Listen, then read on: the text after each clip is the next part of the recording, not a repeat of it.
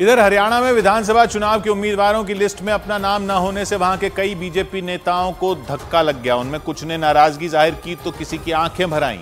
हरियाणा सरकार में मंत्री विशंबर वाल्मीकि तो अपनी टिकट कटने से इतना उदास हो गए कि उनके आंसू निकल आए और वो सबके सामने ही फूट फूट कर रो पड़े। जैसे ही हरियाणा सरकार में राज्य मंत्री विशंबर वाल्मीकि के आंसू निकले, उनके समर्थकों ने उन्हें गले लगा लिया। इस दौरान उनके साथी तो इस बात पर अड़ गए कि बीजेपी को अपना फैसला बदलना ही पड़ेगा। इतनी ताकत दिखाओ, बीजेपी ने अपनी टिकट वापस करनी पड़े और भाई भी संपर्क देनी पड़े।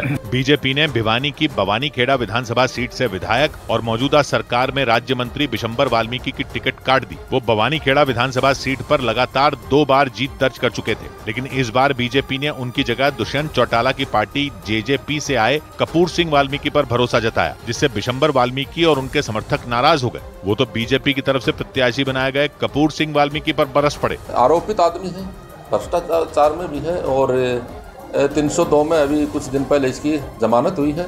हालांकि उन्होंने पार्टी छोड़ने की बात से साफ इनकार कर दिया। विशंबर वाल्मीकि ने दावा किया कि वो बीजेपी के साथ रहेंगे और अपने इलाके में बीजेपी के उम्मीदवार को जिताने में मदद भी करेंगे। लेकिन हरियाणा के बहादुरगढ़ में तो टिकट के चक्कर में एक ही परिवार के 2 भाई आमने सामने आ गए। वहां बीजेपी नेता और पूर्व विधायक नरेश कौशिक बीजेपी से टिकट की मांग कर रहे थे, लेकिन पार्टी ने उनकी जगह उनके भाई दिनेश कौशिक को अपना उम्मीदवार बना दिया, जिसके बाद नरेश कौशिक भावुक हो गए और मंच पर ही फूट फूट कर रो पड़े।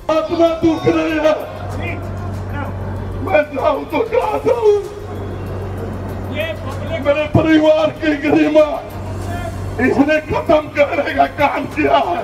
बीजेपी ने बहादुरगढ़ विधानसभा क्षेत्र से दिनेश कौशिक को अपना उम्मीदवार घोषित किया है, जबकि इस सीट पर उनके भाई और पूर्व विधायक नरेश कौशिक दावेदारी ठोक रहे थे। और बताया जाता है कि दोनों भाइयों में आपस में बिल्कुल नहीं बनती। इसी वजह से जब नरेश कौशिक को अपने भाई का विरोध करने के बजाय उनका साथ देने की नसीहत दी गई तो वो बिफर पड़े। भाई का साथ उसका दिया जाता है जो भाई का हितकारी हो।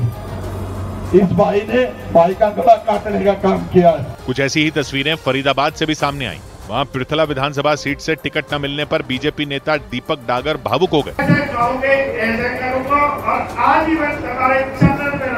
इस दौरान उनके साथ कई समर्थक भी वहां नजर आए जो दीपक डागर को टिकट न दिए जाने से नाराज दिखे।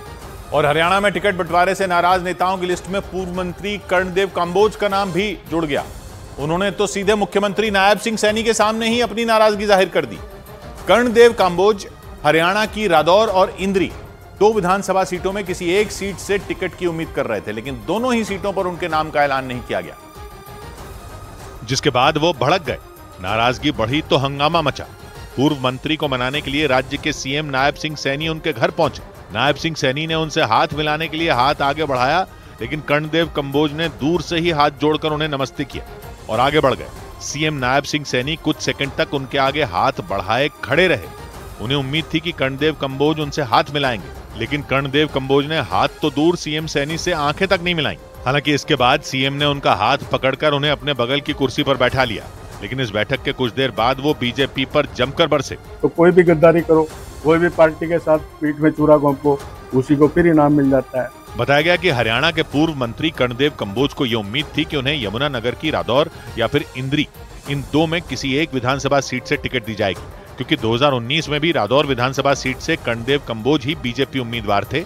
हालांकि उन्हें वहां से हार मिली थी और उन्होंने आरोप लगाया कि 2019 में जिन श्याम सिंह राणा ने उन्हें हरवाया था, बीजेपी ने इस बार उन्हें ही अपना उम्मीदवार बना दिया।